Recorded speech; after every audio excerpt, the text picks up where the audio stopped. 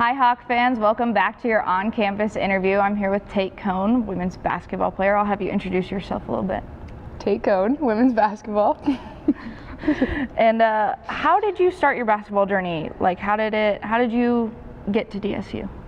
Well, obviously you start playing in elementary, go through high school.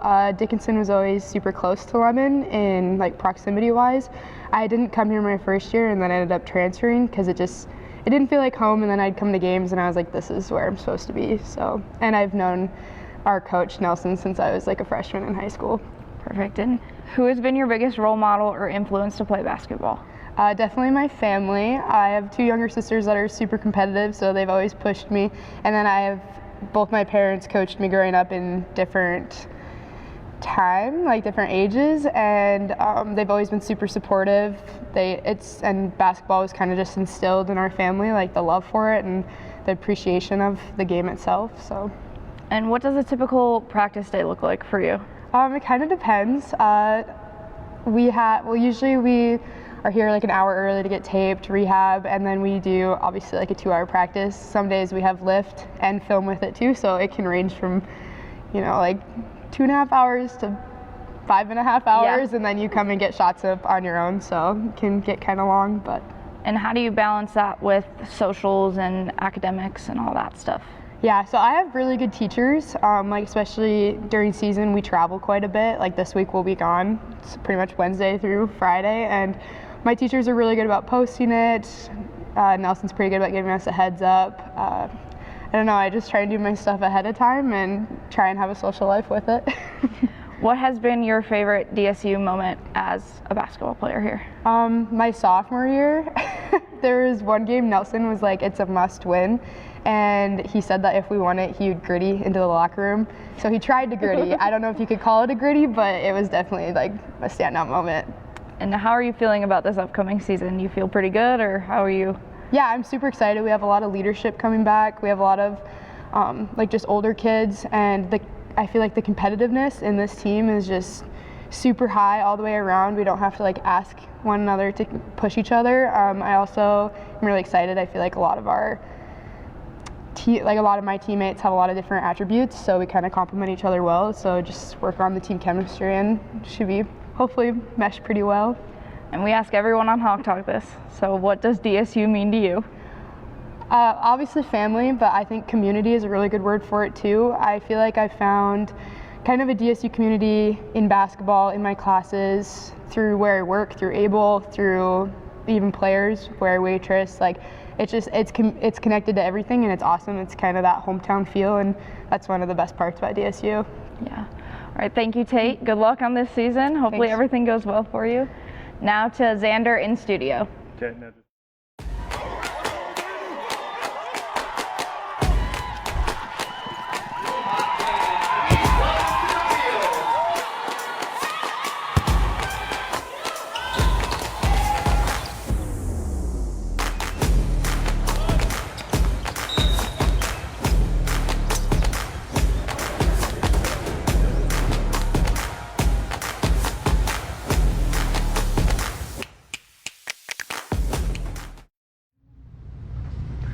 What's up, everybody? Welcome back to Hawk Talk. I'm your in-studio host, Xander Beeson, and today I'm joined by a very dear friend of mine, very special guest. I'll have you introduce yourself. Hi, my name is Darion Brown. I'm student body president here at DSU. I'm from Lacey, Washington as well. The second best W state in the nation. I think it's better than Wyoming, man. It's not. I know it is. I promise you it isn't. We'll talk about that later. First off, what brought you to DSU? What brought me to DSU? I was given an opportunity to play collegiate football here, and that's kind of what first brought me here. And since then, it's kind of become something bigger than just football for me. Very nice. What different things do you do outside of football? Outside of football, I am student body president. I'm part of the student senate, so it's my second year, and I became the president of it. I think with that, it's pretty cool realizing the reach that we have with that group and the things that we can do around campus, and that's exciting to me. So excited to do that, continue with that this year as well. And then second to that, I am also a residential assistant on campus as well. I think it's a pretty cool job. It's simple. Free housing, yeah. Yeah, it's as hard as the residents want to make it. We'll say that. Do you rule with an iron fist, or are you pretty chill? I'd like to say I'm pretty chill. I don't know if the residents would agree, but I think, it's You gotta ask them, man. Okay. What made you want to run for student body president? So the previous president, Jacob Marley, another close friend of mine. Former Hawk Talk host. Yeah.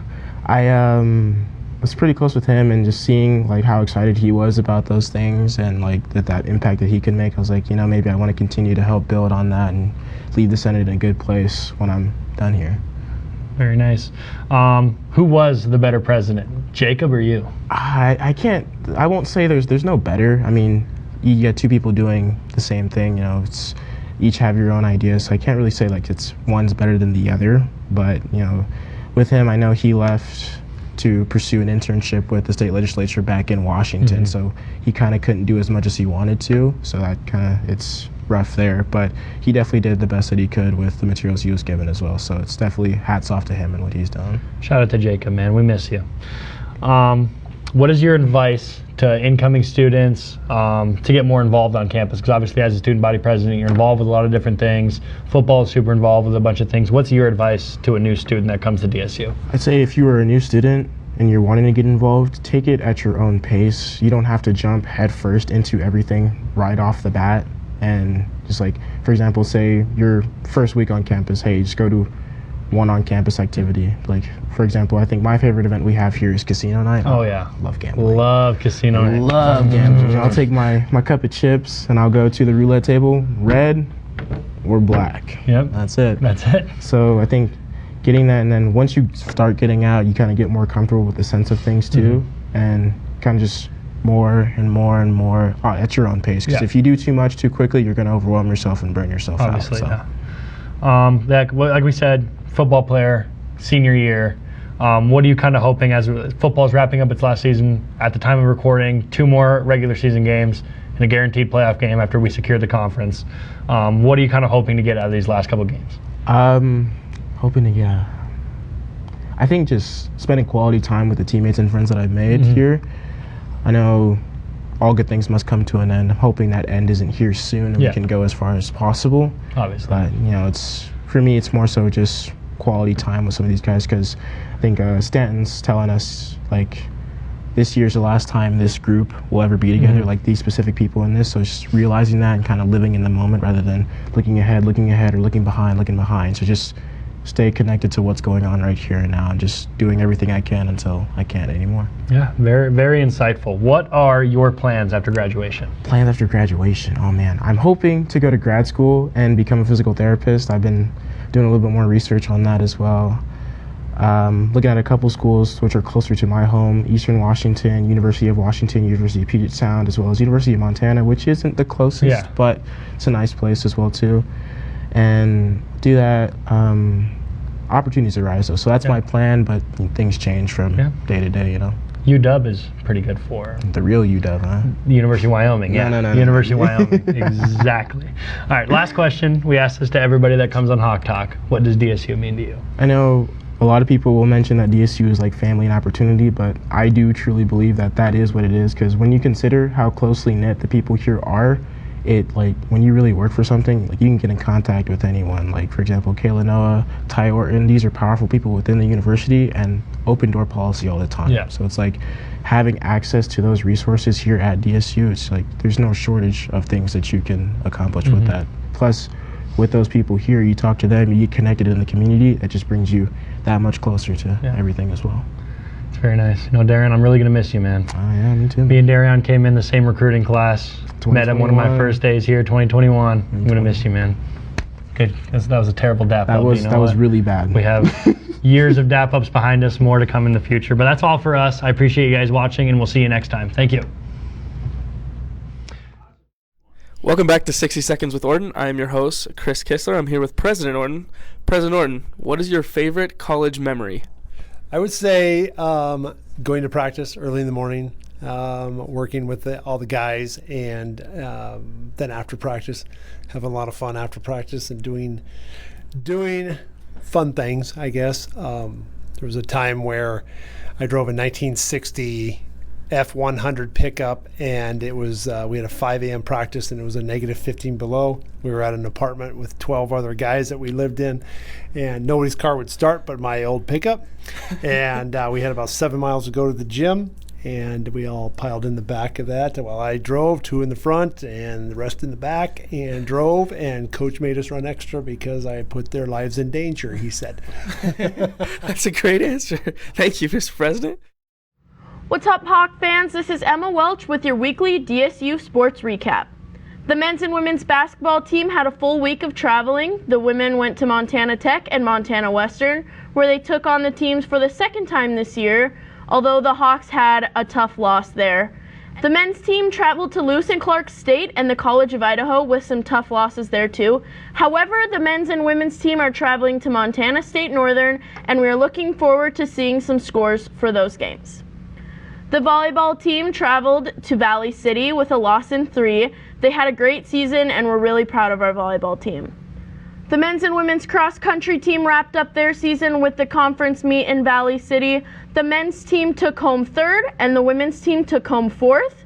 Again, a great season to the cross team. Can't wait to see what the track season brings to those long-distance runners.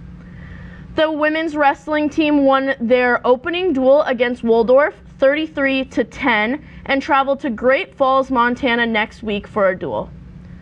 The football team traveled to Valley City with a win against the Vikings. The final score was 42-24. This week, the Hawks take on their last regular season game against the lesser DSU. Kickoff at the Hank noon on Saturday. Pack the stands for the last regular season game of the year. That's all I got for you guys this week. Until next time, Hawks are up.